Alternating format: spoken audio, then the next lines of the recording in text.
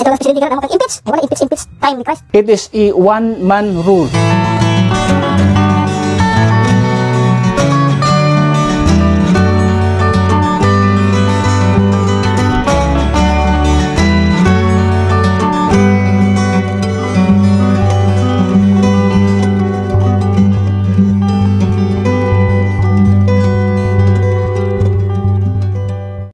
Okay, 2 Timothy chapter 3 verse number 14 to verse number 17. Kung basahan rin sa iyong mga mata. But continue thou in the things which thou hast learned and hast been assured of, knowing of whom thou hast learned them, and that from a child thou hast known the holy scriptures, which are able to make thee wise unto salvation, through faith which is in Christ Jesus.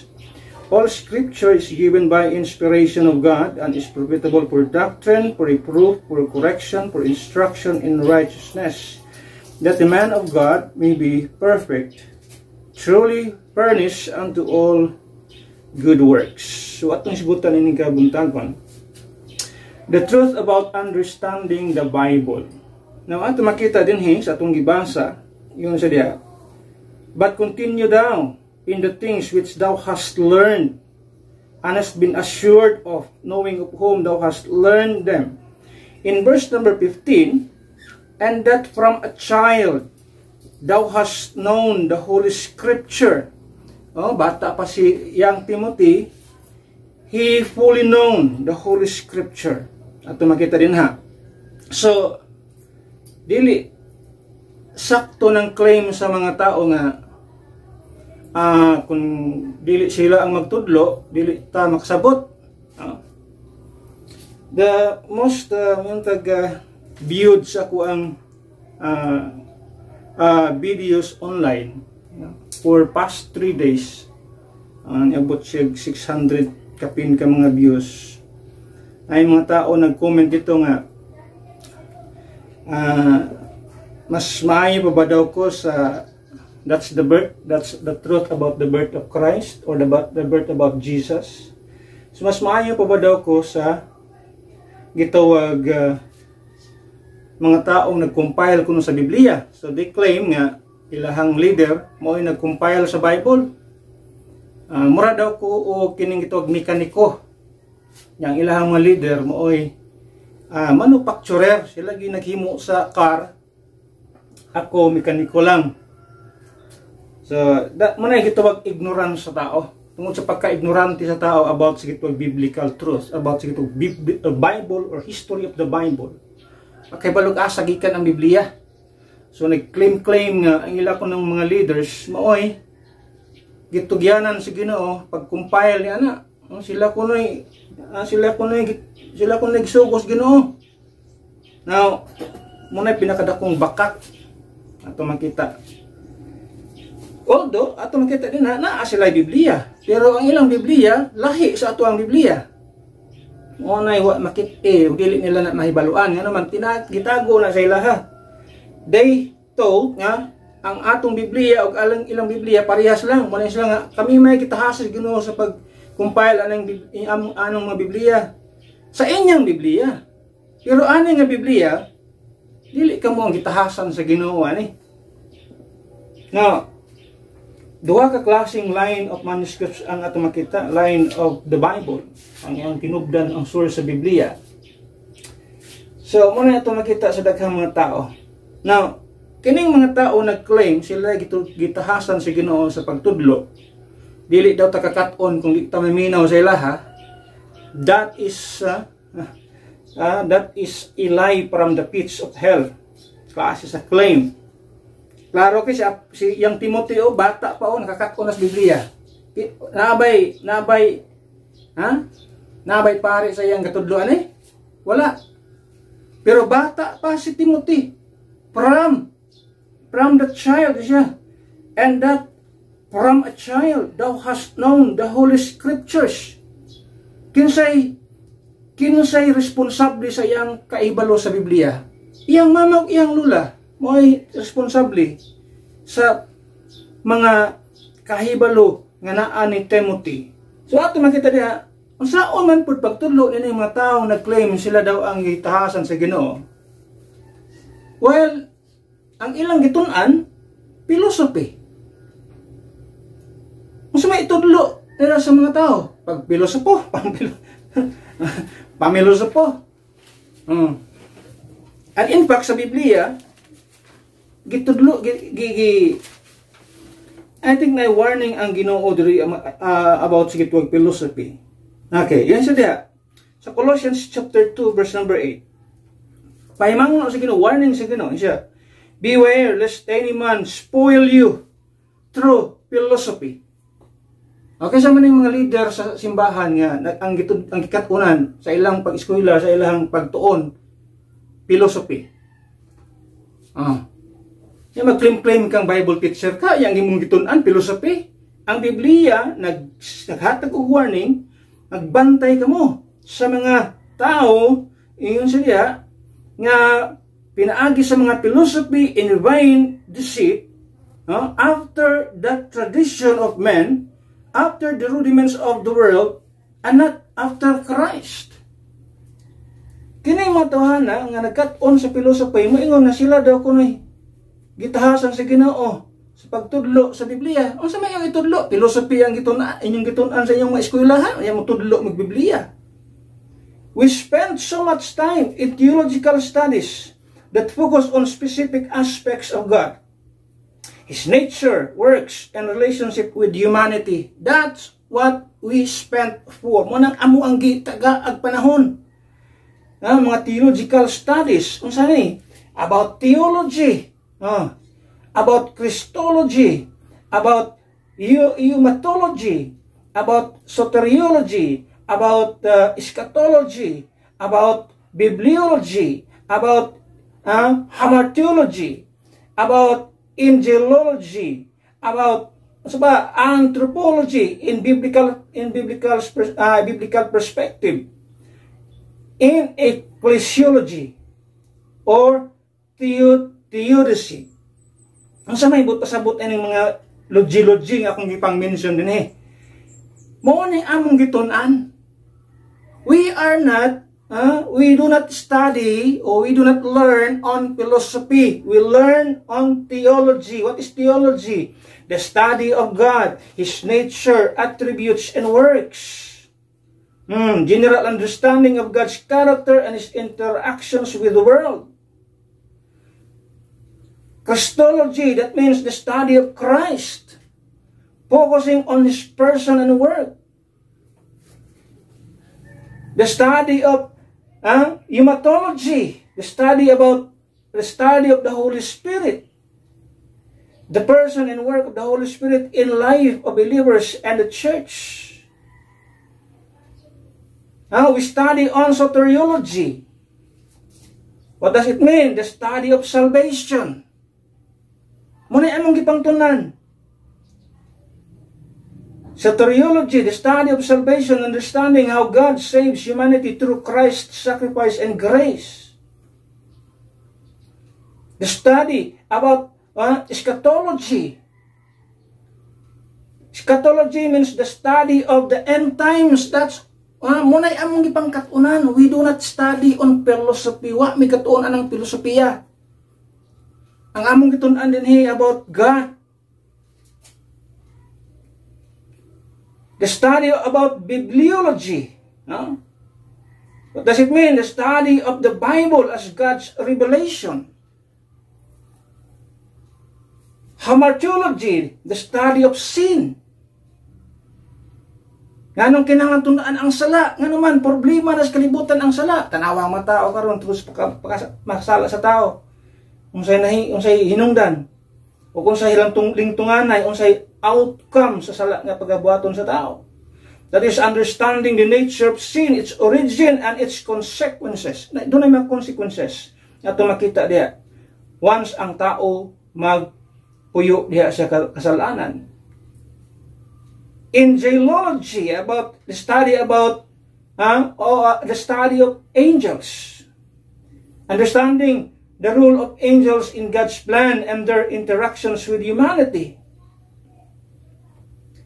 Anthropology, in biblical perspective. That is a study of humanity. That's the study of humanity from a biblical perspective. Now, we do not study anthropology sa gitawag og in medical perspective. Wala may nagtuo ni ana about saon pag-ayo sa kuan sa tao, pero among gitun-an in biblical perspective.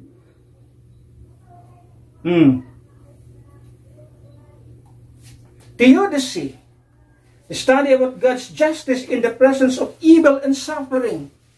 Munay among gipangtun-an, we do not study philosophy. So kung ang inyong leader, at mga viewer na to, kung ang mga leader ang gistudyohan philosophy, may tuloy about sa Biblia, you are not studying the Bible, and then here you are, maingon ka nga, kamo ang gitugyanan sa Ginoo para magtudlo sa Biblia. Shame on you. Mukuha lang mo gamay ang bersikulo sa Biblia, yung mga kag Bible teacher, pero inyong gitudlo, inyong gitun-an sa inyong mga eskwelahan, philosophy. Ngayon na, mas maayo tong among mga leader kay mo to'y nagmanufacture sa Bible. Kamo mga mekanikor mo. Shame on you. Pila ra ka bersikulo ni memorize ganyan yun, pagkutan-on ta mo asa ng bersikulo, di kay mo ka pinpoint tong asa na pangitaon sa Biblia.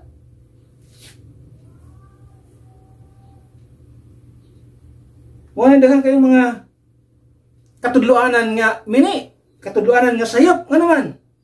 Masa ba itudlo nga tarong ana gikan sa Biblia in biblical perspective nga ang gitun-an philosophy dili ang theology, dili ang aspects of God.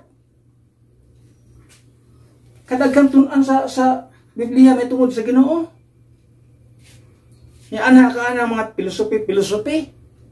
Unsa may makuha sa mga tao ni mo ana? Mga tanawan sa mga katunan sa mga tao. Those who nag-comment sa atong mga videos, unsa may makuha? Ang pagka-pilosopo. Pero when it comes to issue, adi katubag.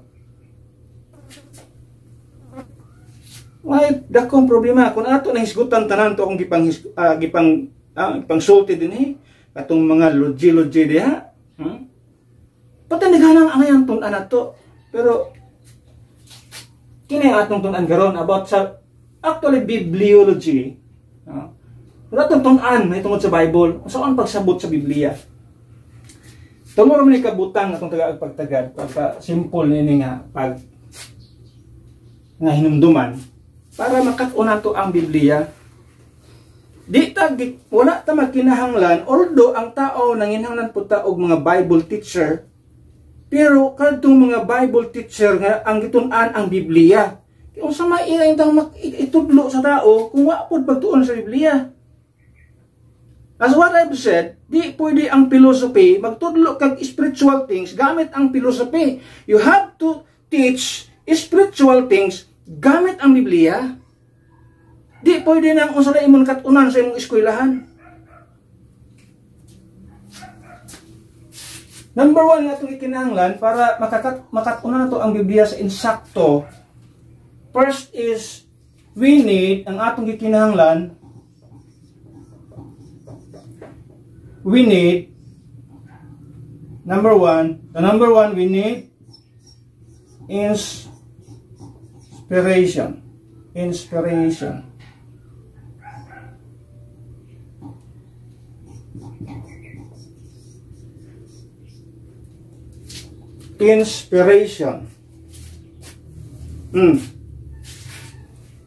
Ikinahanglan na to ang inspiration. Ano sa inspiration? Dili ni inspiration nga mo'y thinking sa tao karon modern era, no? In modern era inspiration, lahi ang ilahang term nga na pag yung inspiration nga ako ning kuan labi na sa mga batan-on ako ning uyab na ko ni kay para ma-inspired ko magpadayon dili ingon ana nga classes gitwag term nga atong atong tun-an inspiration in biblical perspective. Believers hold that the authors and readers of the Bible were inspired by God. Okay. Importante ang inspiration. What is inspiration? Sa Bible, ato makita din na, sa ato ang text, sa ito makita din na, according sa atong ibasa, verse number 16, sa atong ibasa diha, all scripture is given by inspiration of God. Okay? Iyon diha, is given by inspiration of God. So, ang word nga inspiration is God's breath. Ang gininhawa sa Diyos. Ang pulong sa Diyos, gininhawa. That means mauna siya ang kinabuhi. Kung imong tan-awon, nakitanawa sa Genesis chapter 2, para makisbala na to, kung saan yung gininhawa sa Diyos. Okay. In the book of Genesis chapter 2 verse number 7, and the Lord God formed man of the dust of the ground. So, napurma na niya ang tao. Na siya napurma nga tao. Gikan sa abog. Iyon sa diya. And breathed into his nostrils the breath of life. Mauni ang word of God. The breath of life is the word of God. Gitawag po ni word of life. Ang pulong sa Ginoo kinabuhi. Wala si Kristo, nagsulti siya nga, the word that I speak unto you, they are spirit and they are life. So ang word of God is life. The breath of life. He breathed into his nostril. Kasi nito po sa tao. So next part, next phrase, and man became a living soul. So ang tao sa diyang ginhawaan sa Dios, the breath of life, nahimong buhi ang tao. So mo ng word nga inspiration, God's breath, pasabot gininhawa sa Dios, dili giginhawaan sa Dios. Ang word of God gininhawa sa Dios, dili giginhawaan sa Dios. Gininhawa ni sa Dios, it's life. They are spirit and they are life. Ingon sa Biblia, ingon ni Kristo. Yan ang kinahanglan ang inspiration sa tao.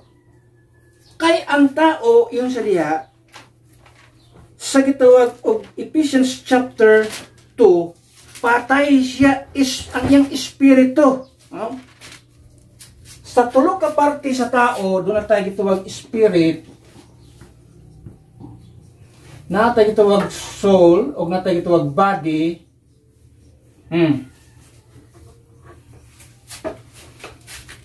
Kanyang tulo ka parte sa tao, na sa 1 Thessalonians 5:23 mabasa, kanyang tulo ka parte sa tao. Ang spirit sa tao, ang espiritu sa tao, patay. Because of sin. No? At makita na siya sa Ephesians chapter 2. Ephesians chapter 2, makita nimo na din ha. O makita nimo unsa ang sitwasyon sa usa ka tao nga wala pa diha kang Kristo. Ingon sa diha. In verse number 1, and you hath he quickened who were dead in trespasses and sins. Ato makita din ha. And you hath he quickened who were dead in trespasses and sins. Yan sa diya. Wherein in time past, you walk according to the course of this world, according to the prince of the power of the air, the spirit that now worketh in the children of disobedience. So ato makita diya, yan siya, patay kita kaniadto tungod sa gitawag og trespasses and sins. Iyon sa pulong sa Ginoo. Kano sa amang naging patay? Kaniadto. Kano sa anang kaniadto? Sa diyang ang Dios nagsulti kang Adam and Eve ayaw kaon nga ng kahoy nga naa sa taliwala sa garden. Kaya sa panahon nga mukaon kamo ni ana, mamatay kamo. Nikaon sila. Namatay ba sila diha? Wala. Ang namatay sa ilaha ang ilang spirit. Kini. dead in spirit. The spiritual aspect, their spirit. Kining spirit mo ni ang connection sa tao o sa Dios. Now, because of sin, naging patay. Mo nang ang tao, bisag unsaon niya karon kay patay ang iyang espiritu, di siya makasabot sa mga butang nga nasa Biblia, mga spiritual things, mga butang nga sa Ginoo, di niya masabtan. Ngano man, ang iyang espiritu patay. Patay ang iyang espiritu. Mo nang naa sa Bible, gisulti din hinga, ang tao nga patay ang espiritu, gitawag siya natural man, di siya makasabot sa mga butang nga iya sa Ginoo. 1 Corinthians chapter 2 verse number 14. It says, "But the natural man receiveth not the things of the Spirit of God." So ang tao nga natural, but pasabot unbeliever, unsaved, natural nga tao, wala siya, di pa siya buhi, patay pa yung espiritu, yung siya, di siya nakasabot, di siya makadawat sa mga butang na ginareveal sa Spirit of God. Ano man, yun siya. Para sa iya, for they are foolishness unto him, neither can he know them, because they are spiritually discerned. So munang ang tao nga natural, ang tao nga patay ang espiritu, di siya makasabot sa Biblia, sa mga spiritual things. Now, kanang ang inspiration maabot yan sa Biblia, kanang espiritu sa tao, nga naa sa tao, patay na siya, kinahanglan na siyang buhion. Maraming sa atong gibasa ganyan, and you hath he quickened. So gusto niyang buhion ang atong espiritu nga patay. Muna yun sa Biblia, diri sa gituwag og Job 32, makita sa Job 32, tanaw sa Job 32. Unsa ka importante ang spirit sa tao, espiritu sa tao. Ang third nga parte sa gituwag og tao. Sa verse number Job 32 verse number 8, yun siya, but there is a spirit in man. Job 32 siya, na ay spirit sa tao. Doon na espiritu sa tao. Yun siya, there is a spirit in man, na ay espiritu sulod sa tao. Kini nga itong lawas, na ay espiritu sa sulod. Nga patay. Pero mo ni buhion sa Ginoo, yun sila, and the inspiration of the Almighty giveth them knowledge. But pasabot, the inspiration, the breath of life. The inspiration, ang pagbuhi sa espiritu, maunay, usa ka pamaagi, nga ang tao makasabot siya sa Biblia. Klaro kaya sa Biblia. But there is a spirit in man nga patay, nga gustong buhion sa Ginoo, and the inspiration of the Almighty, ang pagbuhi, pinagis pagbuhi niya ng espiritu pinagis sa pinakagamahanan, yun sa, kung mabuhi siya, muna ay maghatag kaniyang understanding. So in other word, kinahanglan kang maluwas. In other word, kining kinahanglan na siyang maging check, although ang lawas na anang lawas, pero dautan Japon siya, pero at least ang imong espiritu mabuhi, ang imong kalag maluwas, maunang ang inspiration of the Almighty, ang pagbuhi sa imong espiritu, buhion siya sa Dios, ang inspiration mo'y magtukmod sa imo nga makasabot ka sa Biblia, sa mga spiritual things. In short, kinahanglan kang unsa, masave, maluwas ka. Maulan ay pamaagi nga makasabot ka sa Biblia kung maluwas ka. That means buhi ang imong espiritu, luwas na kay luwas ng kalag.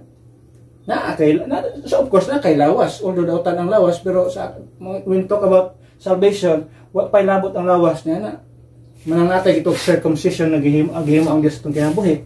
Pinaagi sa unsa, why lain, pinaagi sa gituwag og ang kaluwasan sa tao, pinaagi lang sa maayong balita. The blood-stained gospel. Pinaagi lang na baton ang tao sa gitawag o kaluwasan. So ang tao, kinahanglan, we need inspiration. Sa paagi, maluwas ka na. Maluwas ka, pinaagi sa maayong balita. Gospel. Mo naman ay pamaagi. Kung wa ka maluwas din yung kabuntagon, bisan pagkapila ni mo na balik-balik ko ni mo ng Biblia ni mo, di ka kasabot yan. Nga naman, wala man nabuhi imong espiritu. Kinahanglan una ng buhi o ng espiritu nga naa sa sulod nimo aron ka makasabot, because klaros tong gibasa diya, but there is a spirit in man, and that spirit atong nakatunan nga patay ka na siya, pero yung sa Biblia, and the inspiration, the breath of life, yung sa Biblia, the breath of God, God's breath, ang gininhawa sa Dios, mo'y mubuhi niya na, ngayon siya diya, and the inspiration of the Almighty giveth them understanding. Muna ibut pasabot sa pulong sa Ginoo. But pasabot, patay ka, pero once makadungog ka sa mayong balita, makasabot ka sa mayong balita, mutuo ka sa mayong balita, maluwas ka, but pasabot, nabuhay mong espiritu, munang makasabot ka sa Biblia. So, nining kabuntagon, lisod di mo sabton ang pulong sa Ginoo kung di ka luwas. Kung naa kay patay nga espiritu, di ka kasabot sa Biblia. Bisag kung saon pa nimo, bisag tanan pa ang reliyon imong paminawan, di ka kasabot sa Biblia. Nga naman, patay ang imong espiritu. So, wa magkinahanglan og bisag kinsang tao diya, ang kinahanglan nimo makadungog ka sa maayong balita. Masabtan nimo ang maayong balita. The simplicity of the gospel. Mo nang gituog, the simplicity of the gospel. Simple kayo ang gospel. Si Kristo na ang nihimo niya na. Nihatag na siya ang kinabuhi. Giula na niya iyang dugo. Namatay na siya, gilubong na siya, nabanhaw na siya. That's the gospel. That's the gospel of our salvation. So mo na pamaagi, aron ka makasabot sa pulong sa Ginoo. That means na kanimo ang inspiration. Because it is an inspired book. Kining Biblia, inspired book. Buhi nga libro. How come nga ang patay nga tao makasabot nini? Ang buhi nga libro kinahanglan pod og buhi nga espiritu aron masabtan ang buhi nga libro. Mo na ibot pasabot din ha. So if you are not saved this morning, ayaw pag-expect nga masabtan nimong kinatibuk-an sa Biblia, di ka kasabot nga na. Ingon sa Biblia, it is foolishness, foolishness o sa kataong natural. Foolishness o sa kataong unsaved, patay ang espiritu, ang mga butang nga iya sa Ginoo. Walang lisod siya sabot. So muna ito sa Biblia, inspiration. Muna ang rule of God sa itong kinabuhi. Importante rin ang rule of Christ nga masabtan ang gospel. Nga ang Bible, it's an inspired book. Ato makita din So the texts were written in different languages. Kini. Different languages. Hebrew, Aramaic, and Greek. And also, different literatures. Ato makita din In other words, in various forms, poetry, prophecy, history, or epistles. Ito makita din muna sa Biblia.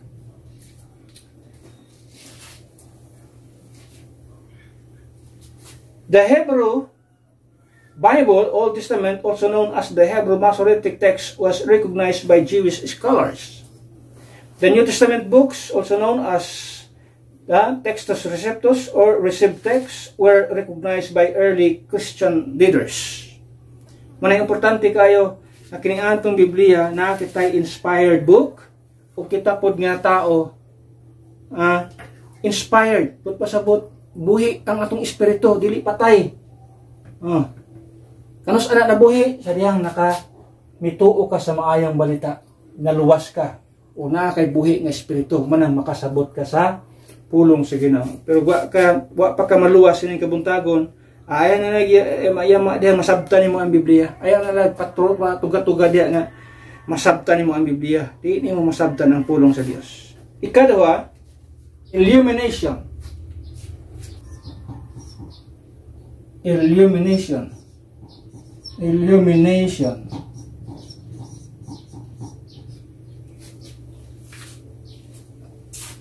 Illumination refers to the Holy Spirit's role in helping readers understand and apply the Bible's truths.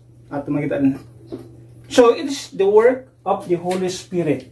Illumination.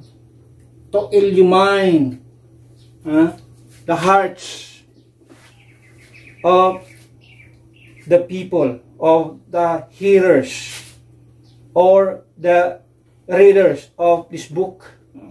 Those who are readers and hearers. Ato makita, the role of the Holy Spirit is to illumine, sa gituwag og ilahang mga kasing-kasing. Ang pinaka verse itong makita din is in John chapter 16. Daghan man sa book of John, ibalik-balik din the role of the Holy Spirit. Kung atong tan-awon ang role of the Holy Spirit, before Christ, mibiya sa kalibutan, nasa promise about the coming Comforter or the Holy Spirit. In John chapter 14, atong 14, John 14, verse number 16 and 17, yun there. And I will pray the Father, and He shall give you another Comforter, that He may abide with you forever. Verse number 17, even the Spirit of truth, whom the world cannot receive, because it seeth Him not, neither knoweth Him. Nawa, di siya pwedeng madawat sa kalibutan. Yan naman, kaya di siya makitaan. Is He a person? Well, I think so. Yung sa Biblia, He, Him, that pronoun refers to a person. So, nga may mga taong di mo tuon yan, ilahan na. Here's it. Neither knoweth Him, but ye know Him, for He dwelleth with you, and shall be in you. Yun sa Biblia. Another verse itong tagapagtagad. Chapter 15, verse number 26. It says, but when the Comforter is come, whom I will send unto you from the Father, even the Spirit of truth, again, gitawag siya Spirit of truth, which proceedeth from the Father, He shall testify of me. Ano sa Biblia? And in verse number 13, chapter 16, verse number 13. Iyon dia. Howbeit, when He, the Spirit of truth, yun siya, is come, He will guide you into all truth, for He shall not speak of Himself, but whatsoever He shall hear, that shall He speak, and He will show you things to come. That is illumination. That is the work of the Holy Spirit diya sa kinabuhi sa mga tao. Sa kinabuhi sa tao. Even the writer, the reader, and the hearer of the word. Yan ang trabaho. Kung yung tanawin din yan sa atong gibasa, howbeit when He, the Spirit of truth is come, He will guide you into all truth. Siya, giyahan kanya, sa tanan kamatuoran, di lang kay pipila, partly sa kamatuoran, into all truth, yung sa Biblia, giyahan kanya, yung sa dia. And He shall not speak of Himself, but whatsoever He shall hear, that shall speak, and He will show you things to come. Yung sa Biblia. Tanaw po ni mga nagsulat sa Biblia. 2 Peter chapter 1. Okay, 2 Peter chapter 1. And there is a verse number 20. Knowing this first, that no prophecy of the scripture is of any private interpretation, for the prophecy came not in all time by the will of man, but holy men of God spake as they were moved by the Holy Ghost. Ato makita din ha. So the Spirit's rule, ato makita, the Holy Spirit's rule sa atong kinabuhi aron kitang makasabot sa pulong sa Ginoo, masabtan to is illumination. Dan ganiya ang ato ang kasing-kasing para masabtan nato ang tanang butang. That is why if you do not recognize the Holy Spirit sa imong kinabuhi, the Holy Spirit as a person, dili ka pwedeng tudluan sa Holy Spirit. How can you be guided by the Holy Spirit kung di mo siya i-recognize? That is why importante nga atong i-recognize ang Holy Spirit sa atong kinabuhi, sa pagtuon sa Biblia, karon nga buhi naka espiritu sa imong espiritu, buhi ng espiritu nimo. Now you have to acknowledge and also recognize the importance, the rule of the Holy Spirit diri sa ato ang kinabuhi when we study the Bible, because He's the one guiding us sa Biblia into all truth. Siya ang magagiya kanimo ngadto sa tanang kamatuoran. Di lang sa isa ka kamatuoran, kundi sa tanan kinatibuk-an nga kamatuoran ingon sa Biblia.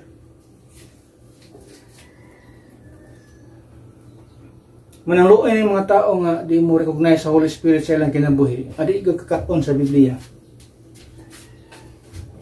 Number 3. Katulo, last. Ito makita din na. Not only we need inspiration, we need illumination. And number 3, we need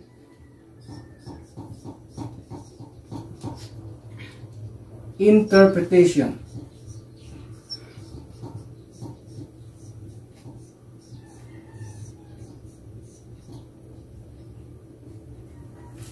Interpretation. Atong gibasa ganiha, gibasa to si Peter.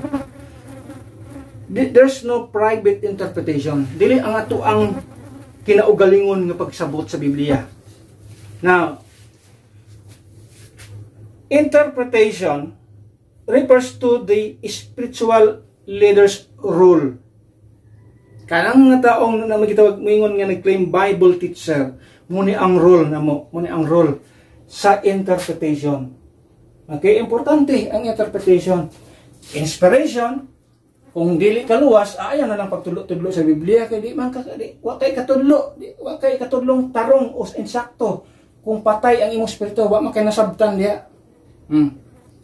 Then illumination, atong kinahanglan gi-acknowledge ang Holy Spirit's role sa atong kinabuhi, and also interpretation. And interpretation, nanay mga konseptong atong taga-agpagtagad, how to interpret the scripture. Muna yung sa Biblia, no private interpretation. Dili ni atong kinaugalingon nga pag-interpretar sa pulong sa Ginoo. Now, asa na ito na makita? Understanding the Bible involves interpretation. Importante na siya. Importante kayo ang inspiration, importante kayo ang illumination, importante po ang interpretation. Tanawa sa Nehemiah, tanawa sa gimo ni Nehemiah. Nehemiah chapter 8. Okay, Nehemiah chapter 8. Unsay gibuhat sa usa ka spiritual leader na makita din during sa Old Testament, at makita din Nehemiah chapter 8, then beginning verse number 4, at makita din It says, and Ezra, the scribe. So, Ezra was the spiritual leader. The scribe in the olden times, muna sila ang gitahasan sa Ginoo to copy. Ilang kopyahon ang pulong sa Ginoo, i-transfer nila, labi ang saka gisulatan sa pulong sa Ginoo, nagkadugta na, nalalata na, na sa gitawag decaying, gitawag period. So, i-transfer nila. the scribes mo igitahasan sa Ginoo para mag-transfer niya ng pulong sa Ginoo.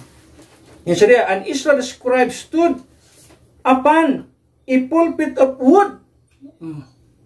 Karon lahi kasi klase ng pulpito. Pulpito na metal, na fiberglass, na glass, na wood. Kasi klase ang pulpito karon. Pero din ang yung gigamit is pulpit of wood, which they had made for the purpose, and beside him stood Mattathiah, and Shema, and Ananiah, and Urijah, and Hilkiah, and Maaziah. On his right hand, and on his left hand, Pedaiah, and Mishael, and Malchiah, and Hashum, and Hasbadana, Sekariah, and Mishulam. Verse number 5. And Israel opened the book, and in the sight of all the people, for he was above all the people, and when he opened it, all the people stood by. And Israel blessed the Lord, the great God, and all the people answered, Amen, Amen, with lifting up their hands, and they bowed their heads and worshiped the Lord with their faces to the ground. Also Jeshua and Bani and Sherebiah, Jamin, Akub, Sabataya, Hodijah, Asaiah, Kelita, Azariah, Josabad, Hanan, Peliah, and the Levites cause the people to understand the law, and the people stood in their place. So they read in the book, in the law of God distinctly, and gave the sense and caused them to understand the reading. That is interpretation. When we say interpretation, that is hermeneutics. How to understand the scriptures, how to understand or how to interpret the Bible. Nato makita din mo ni ang role sa mga spiritual leaders to give the sense of the word and cause them to understand the readings. Ato makita din ha. So, ang pag-interpret sa Biblia, na sa mga angayang basihanan. First, nga ito makita din ha, para masabta na to, ang interpretation sa Bible is, doon na tayo gitawag og historical context. Importante kayo ng word nga historical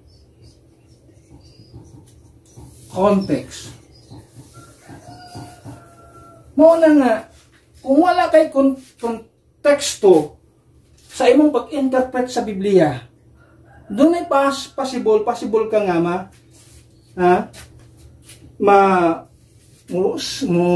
musukwahi ka sa unsay kagustuhan nga ipa-interpret sa Ginoo sa imong kinabuhi.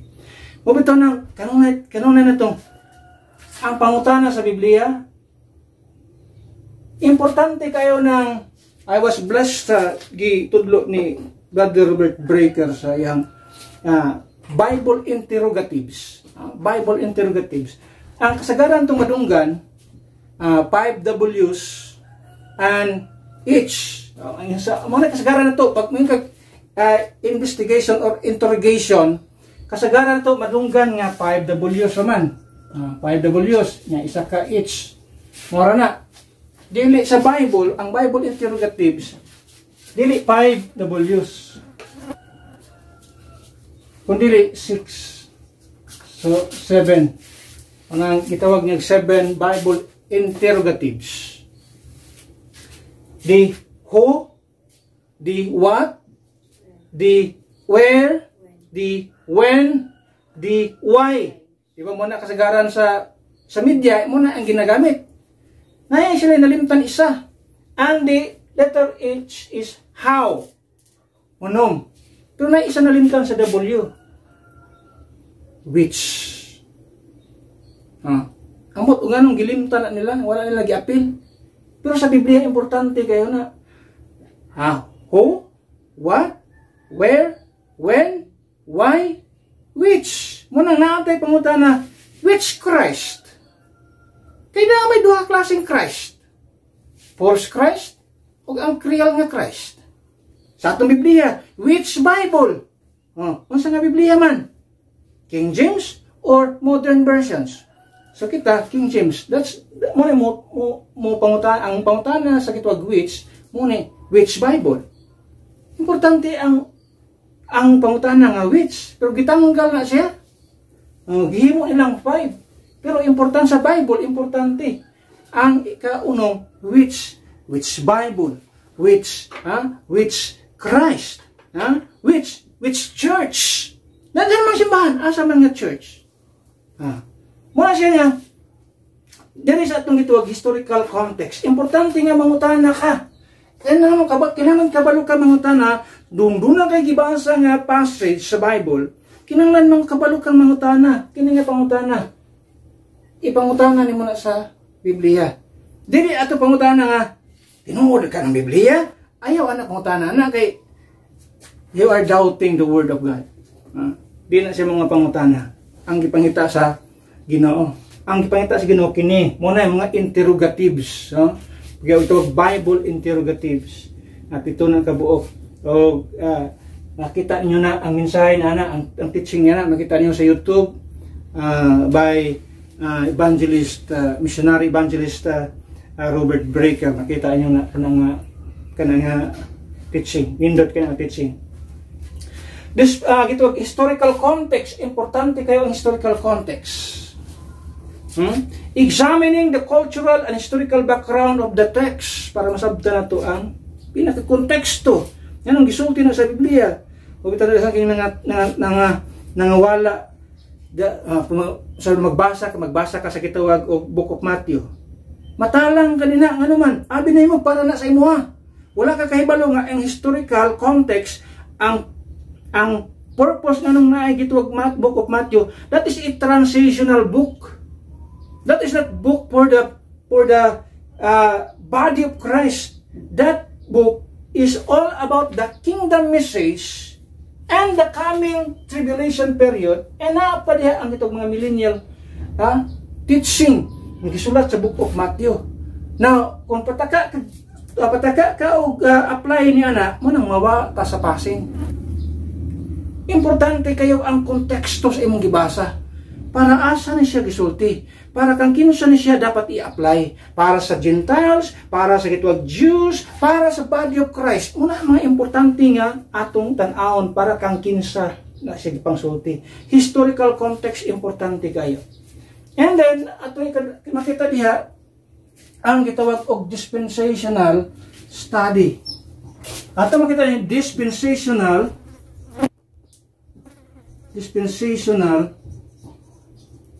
study. Kinahanglan imong ibutang sa imong pagtuon sa Biblia ang gituwag dispensational study. Ang dispensational setup sa Biblia, seeking to understand its spiritual and doctrinal meanings by comparing Scripture with the Scripture and by rightly dividing the word of truth. Importante kayo na siya. Ang dispensational setup, ang dispensational teaching, ang dispensational study. Kinahanglan ka ni ana para masabtan nimo. Di ka kasabot kung di naman ibutang sa imong mind ang dispensational study, mo approach ka sa Biblia nga ang imong panghuna-una ang Biblia gisulat para sa kuha o i-apply na ko ni tanan doctrinally para sa kuha. Diha gyud ka mawa sa passing. Wala sa imong mind ang dispensational teaching. Tanan gitulo sa Biblia imo nang i-claim nga para sa imo. Pero ang kamatuoran diha, dili ang tanan nga gisulti sa Biblia, okay? Ang Biblia gisulat para nato aron basahon. Pero dili ang tanang Biblia gisulat para kanato or i-apply nato doctrinally. tanan nga gisulat sa Biblia dili ingon ana ang Biblia. Partly sa Biblia para sa atoa as members sa body of Christ. Most of the time ang gisulat sa Biblia para sa mga Hudyo. Teaching para sa mga Hudyo. And then there's a little bit para sa mga Gentile people. Nga muni ang imong kinabuhi, muni ikaw, muni imong kahimtang. Pero as a Gentile, kung Gentile daghang kayong Gentile people. Kung usa ka kahintil, dapat aminaw ka sa unsay giwali ni Apostol Pablo para to sa imuha. Dili itong mga teaching itudlo sa mga Hudyo para to sa mga Hudyo. Di naman kinahanglan ang usa ka Gentile nga magpa-convert siya, mahimo siyang Jewish proselytes karong panahon na dili na. Ang Hudyo ug ang Hintil parehas na kitag kaluwasan during sa church age period. Through the gospel, at tumita, by hearing the gospel, understanding the gospel, and believing the gospel, muna ang kaluwasan karon sa tanang tao during sa grace period, during sa church, the body of Christ. Sa historical context, dispensational study, importante kaya na siya. And also, ato makita din or dispensational teaching. And a number, ato makita din, katulad itong tagapagtagad is theological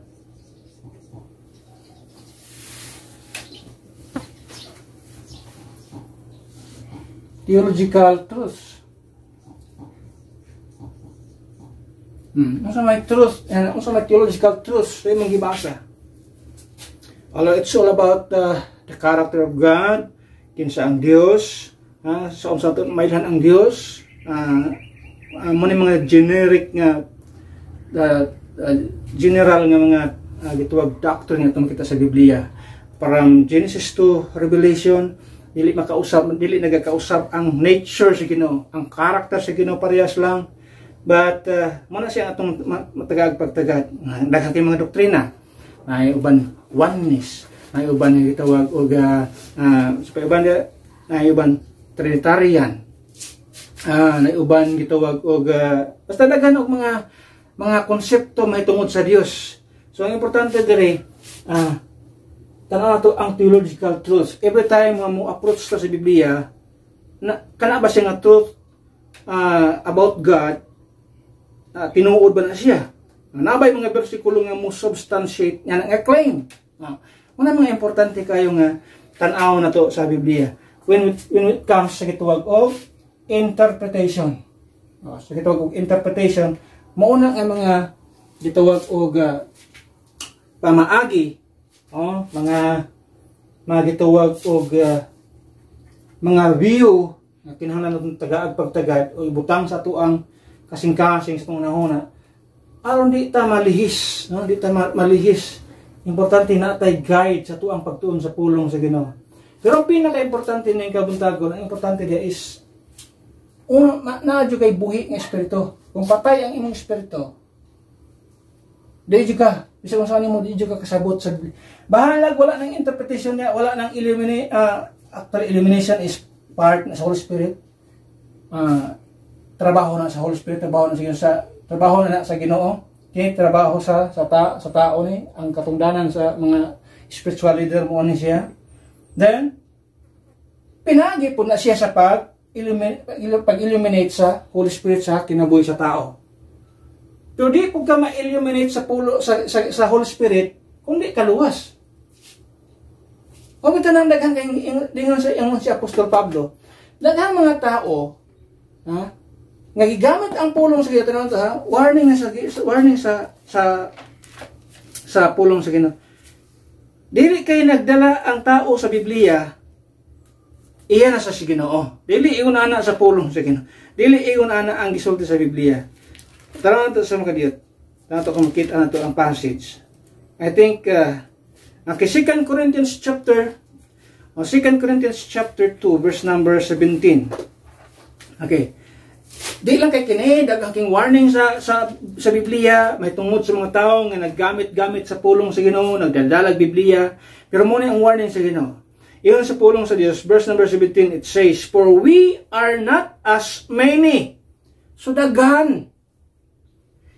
Many that corrupt the word of God. Daghan sila nag-corrupt sa pulong sa Ginoo. Pero yun si Pablo, for we are not as many which corrupt the word of God.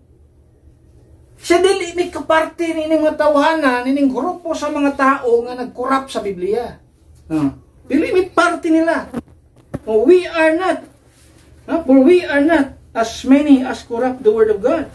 But as of sincerity, but as of God, in the sight of God, speak we in Christ. So, ang danger kayo sa kalibutan karon, kay daghang kayong mga tao nga nagdaladala aning Biblia, pero iyon sa Biblia, they corrupted the Bible. They corrupted the Word of God. And it's no longer the Word of truth ang ilang gitudlo. Ang makita nimo silang teaching full of lies and deception. So manang iyo siyempre, careful mo. Careful mo. Manang ito sa Bible, bisan sa pagpaminaw sa gospel, mag-careful mo. Ano man, kay na ay mga tao nga nag-preach o gospel, nga dili maong gospel sa unsay among gi-preach ingon sa Apostol Pablo. Unsa ang gospel sa Biblia? The death, burial, and resurrection of Christ. That's the blood-stained gospel. Dili ni siya bloodless gospel. Blood-stained gospel because ang dugo ni Kristo agas. O, na mga tao karon nag-preach og mga perverted gospel.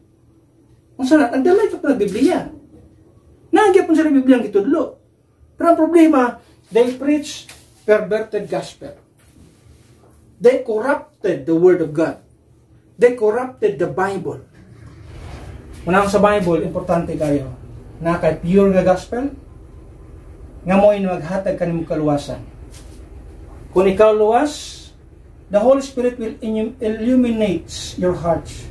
And you have a sense, na kay imong interpretation sa Biblia in accordance sa unsay gisulti sa Biblia, not private interpretation. Ang importante kayo na kamuntagon, unang-una, luwas ka na kamuntagon. Kini, muna imong isettle sa mga ginabay ang imong kaluwasan.